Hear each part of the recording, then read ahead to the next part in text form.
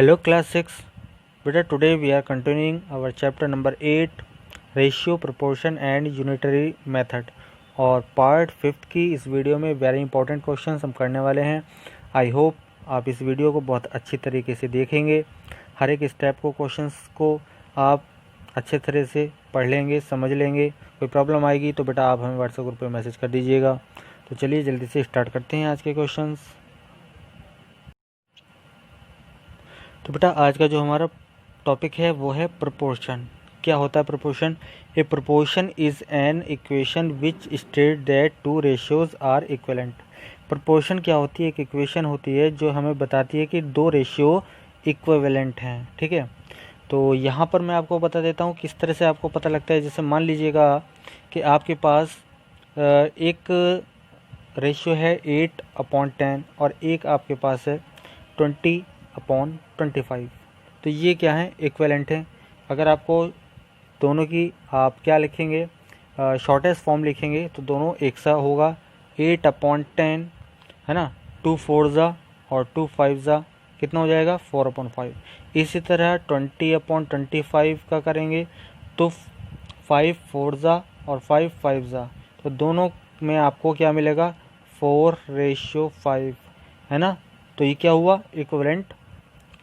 दोनों की value same है तो इक्विवेलेंट रेशियोज हो जाएंगे हमारे पास। तो ये है हमारे पास प्रोपोर्शन की डेफिनेशन। ठीक है बेटा, if two ratios are equivalent then they are said to be proportional to each other और इन प्रोपोर्शन। और अगर दो रेशियोज इक्विवेलेंट होते हैं तो हम उनको बोलते हैं कि वो प्रोपोर्शनल हैं एक दूसरे के, या फिर प्रोपोर्शन में हैं, आर इन प्रोपोर्शन। ठीक है, तो चलिए कुछ और टर्म्स पढ़ते हैं, कुछ और क्वेश्चंस देखते हैं नेक्स्ट पेज पर। तो बेटा नेक्स्ट टॉपिक है हमारा 4 numbers in proportion. 4 number proportion में किस तरह से होते हैं, आइए देखते हैं इनको। In general any 4 numbers A B C D are said to be in proportion. अगर 4 नंबर हम ले लेते हैं और वो होते हैं ए बी सी डी, तो वो प्रोपोर्शन में होते हैं। कब? जब ये कंडीशन सेटिस्फाई हो जाए। A ratio B is equal to C ratio D. ठीक है, तो इसको हम किस तरह से एक्सप्रेस करते हैं यहाँ पर देख लीजिए। इसको थोड़ा मैं जूम कर देता हूँ आपके लिए बेटा। प्रोपोर्शन को अगर हम रिप्रेजेंट करना चाहते हैं तो किस तरह से लिखते हैं? ए रेशियो बी, और ये जो बीच में आप देख रहे हैं 2 कॉलन एक साथ लगाए गए हैं इस तरह से। ठीक है, इसको बोलते हैं साइन ऑफ प्रोपोर्शनलिटी। प्रोपोर्शन का साइन है ये। ठीक है, प्रोपोर्शनल का साइन है इस तरह से। ये 4 पॉइंट हैं आपके पास, 4 बिंदु लगे हुए हैं, तो ये क्या हो जाते हैं? ये प्रोपोर्शनल का साइन है। और सी रेशियो डी। ठीक है, तो इस तरह से इसको रिप्रेजेंट करते हैं। यहाँ पर आपको लिख के हमने बता दिया है। तो यहाँ पर ये सिंबल है किस चीज़ का? प्रोपोर्शनल टू का, है ना। ये जो 4 कॉलन लगे हुए हैं, 4 पॉइंट लगे हुए हैं, इसको आप क्या बोलते हैं? Proportional to. ठीक है, तो इसको हम कहेंगे A ratio B proportional to C ratio D. तो ये हमारे पास तरीका है इसको रीडिंग करने का, बोलने का। तो यहाँ पर एक चीज़ आपको बता देता हूँ बेटा, यहाँ देख लीजिए। यहाँ पर आपके पास 1 2 3 4 टर्म्स हैं। तो ये जो लास्ट पहली और आखिरी यानी जो किनारे पर होती हैं, इन टर्म्स को बोलते हैं एक्सट्रीम टर्म। क्या बोलते हैं? एक्सट्रीम। ठीक है, ये हो जाएंगी एक्सट्रीम। और ये जो बी और सी बीच में होते हैं, इनको हम क्या बोलते हैं? Middle terms. क्या बोलते हैं? मिडिल टर्म्स, यानी मीन। इसको मीन भी बोलते हैं, मिडिल टर्म्स भी बोलते हैं। इस बात का आप ध्यान रख लीजिएगा। इसके बाद है ए यूज़फुल रिलेशन। तो यूज़फुल रिलेशन क्या है? अगर हमारे पास बेटा ये दे रखा है, प्रोपोर्शनलिटी दे रखी है, इसको मैं थोड़ा जूम कर देता हूँ आपके लिए।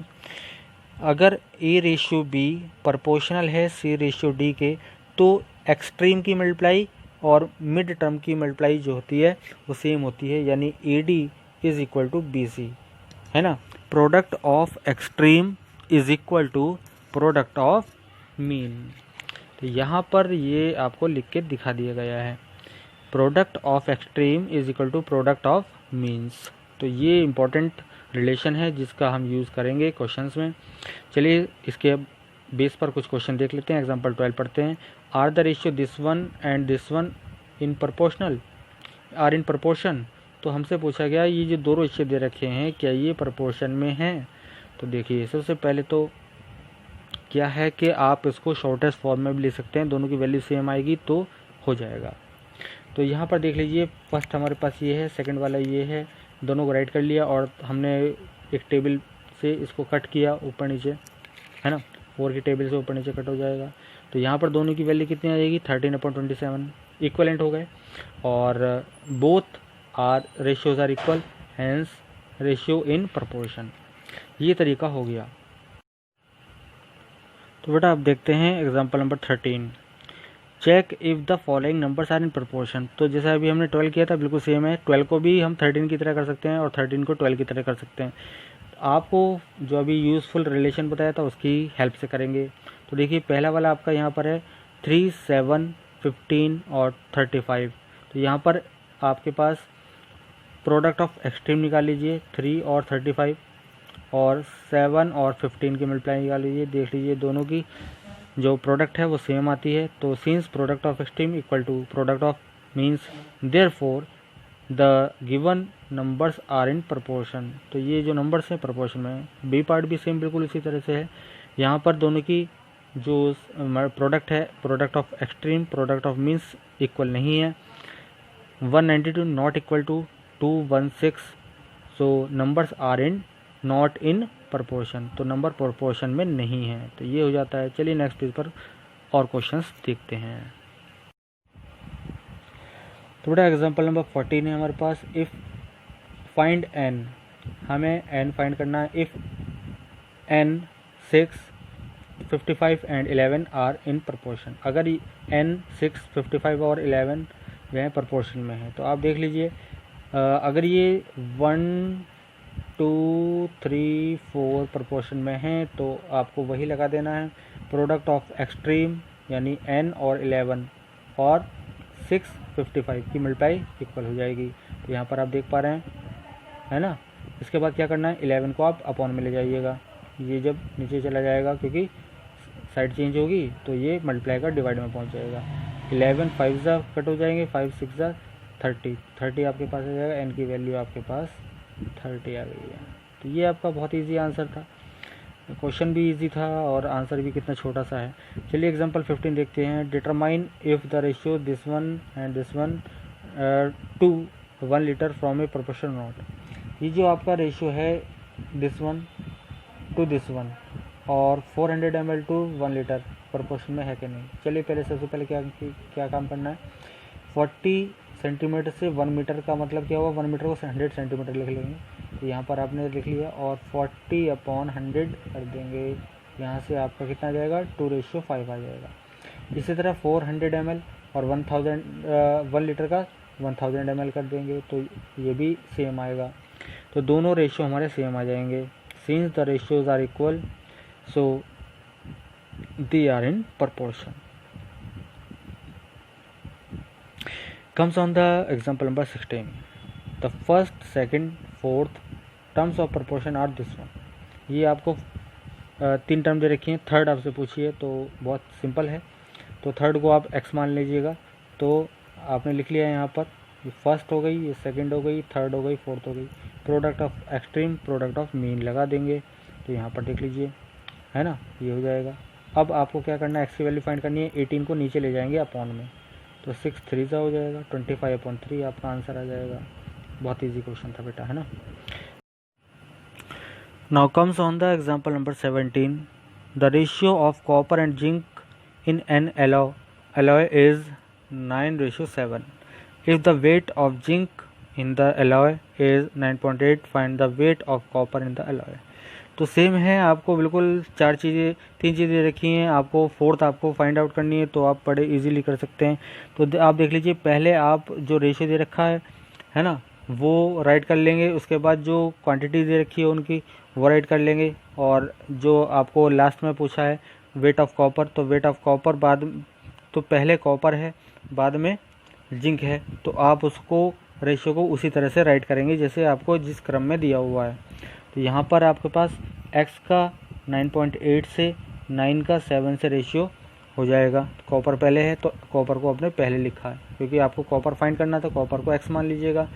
Late the weight of the copper in the alloy is x kilogram, तो x ratio 9.8 is equal to 9:7। तो एक्सट्रीम की मल्टीप्लाई और मीन की मल्टीप्लाई आप लगा देंगे फिर से, तो ये आपका फार्मूला के अकॉर्डिंग। तो x की वैल्यू फाइंड करनी है, 7 का अपॉन ले जाएंगे और ये आपके पास जब ऊपर नीचे कट करेंगे आप तो आपके पास आंसर आ जाएगा 12.6।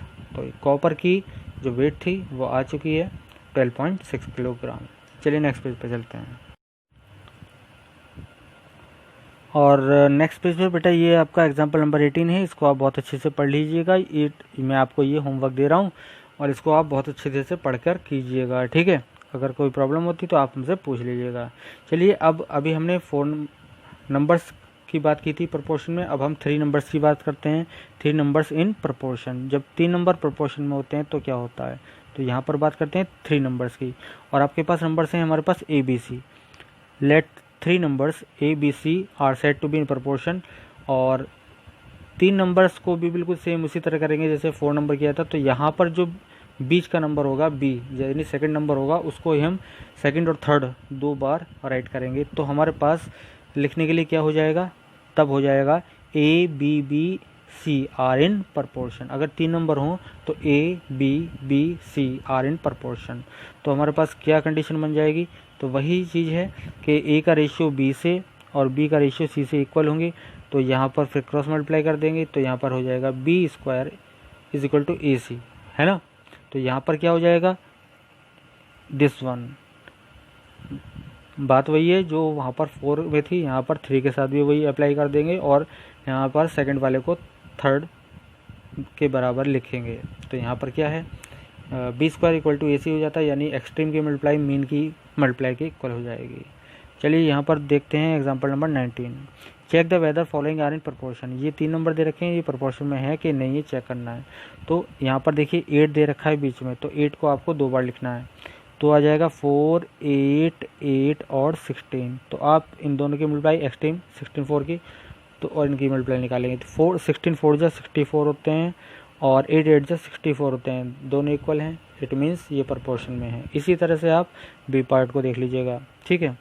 बी पार्ट में भी क्या करना है, प्रोडक्ट ऑफ एक्सट्रीम एंड आप क्या निकाल लेंगे, मीन निकाल लेंगे। यहाँ पर देखिए 10 10 जा 100 हो जाते हैं और 27 3 जा 81 हो जाते हैं, तो इक्वल नहीं है, तो ये लिखेंगे नॉट इन प्रपोर्शन, तो प्रपोर्शन में नहीं होंगे। इसके बाद हमें example number 20 find x find करना है। अगर ये 3 नंबर आपको प्रोपोर्शन में दे रखे हैं तो अब एक चीज़ आपके पास है यहाँ पर इंपॉर्टेंट, बेटा ध्यान से देख लीजिएगा। आपके पास सेकंड नंबर पर आपको 35 दे रखा है, तो इसको लिखना है आपको 25 35 35 और x इस तरह हो जाएगा। और मल्टीप्लिकेशन करेंगे एक्सट्रीम की और मेन की, तो 35 की 35 से मल्टीप्लाई 25 मल्टीप्लाई x हो जाएगा। तो ये हो जाएगा हमारे पास, ठीक है। तो 25 की मल्टीप्लाई करते हैं हम x से, 35 की 35 से मल्टीप्लाई करते हैं, ये राइट कर दिया। तो हमारे पास x की वैल्यू जो फाइंड करेंगे 25 अपॉन में आ जाएगा और ये आ जाएगा हमारे पास सॉल्व करके इसको 49। तो x की वैल्यू हमारे पास कितनी आ जाती है, 49 आ जाती है। चलिए नेक्स्ट पेज पर। नाउ बेटा सेल्फ प्रैक्टिस एक्सरसाइज 8E पर आ जाते हैं। यहाँ पर क्वेश्चन नंबर 1 है हमारे पास, check whether the following ratios are in proportion in not. तो एक क्वेश्चन आपको बता रहा हूँ, एक पार्ट बता रहा हूँ, कोई सा भी आप इसको कर लीजिएगा, सब एक से हैं, फिर भी मैं आपको बता देता हूँ क्योंकि मैंने करा भी दिया आपको एग्जाम्पल, फिर भी करा देता हूँ। तो आपको सबसे पहले देख लेना है ये वाला। तो आप क्या करेंगे, सबसे पहले कुछ नहीं करना, 25 का 48 से मल्टीप्लाई करो बेटा, ठीक है। फिर आप 16 का 75 से मल्टीप्लाई कर लो। अगर ये दोनों इक्वल आ जाते हैं, ठीक है बेटा, तो प्रोपोर्शन में हैं, और इक्वल नहीं आते हैं तो प्रोपोर्शन में नहीं है। बस आपको इस तरह से करना है, क्लियर है ना, ठीक है।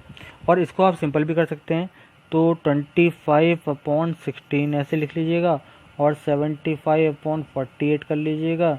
और यहाँ पर आप एक ऐसी टेबल लीजिए जिससे ऊपर नीचे कट हो जाए, है ना।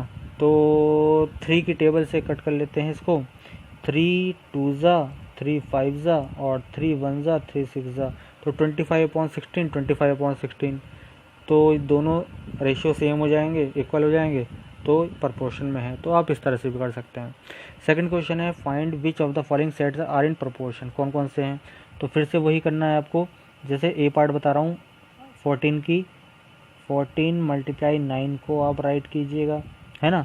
उसके बाद 7 मल्टीप्लाई 18 आप कीजिएगा, ठीक है। तो अब दोनों की आप मल्टीप्लिकेशन निकाल लीजिए। अगर दोनों की मल्टीप्लिकेशन सेम है तो प्रोपोर्शन में है, अदरवाइज नहीं है ना। चलिए मैं करके दिखा देता हूँ।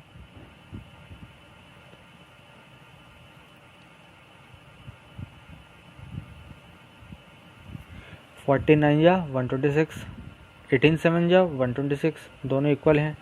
तो आप इसे लिख देंगे प्रोडक्ट ऑफ एक्सट्रीम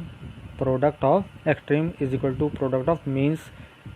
तो given sets are in proportion, तो ये आपका आंसर हो जाएगा। इस तरह question number 3, find x find करना है।